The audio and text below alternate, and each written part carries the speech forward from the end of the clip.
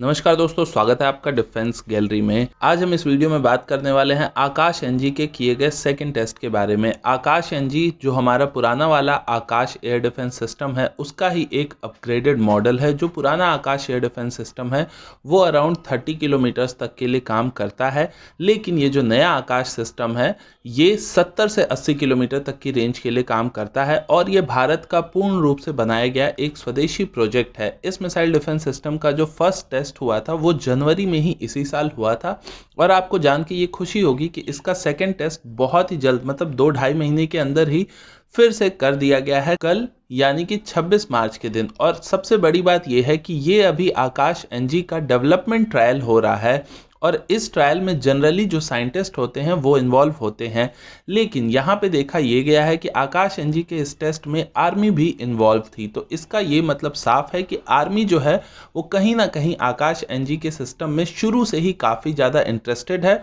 और इसका एक रीज़न ये भी हो सकता है कि क्योंकि डीआरडीओ ने पहले ही आकाश सिस्टम को विकसित कर लिया है, तो अब हमारा जो एक्सटेंडेड रेंज वर्जन है उसमें इतना ज़्यादा टाइम नहीं लगेगा जैसा कि पुराने आकाश सिस्टम के टेस्ट में लगा था। और ये दोनों ही ट्रायल आपको ये भी जान के खुशी होंगे कि सक्सेसफुल हुए हैं, जो पहला था वो भी, जो दूसरा था वो भी।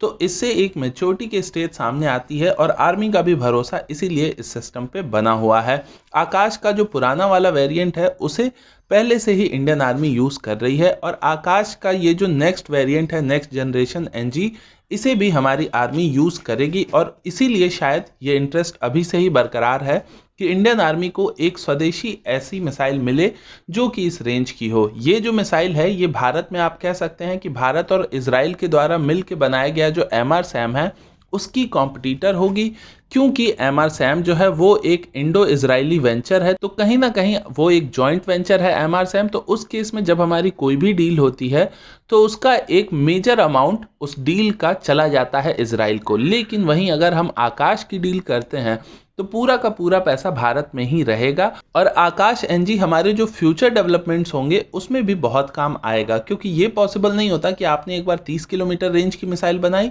और फिर सीधे आपने 200 या 300 किलोमीटर रेंज की मिसाइल बनाई।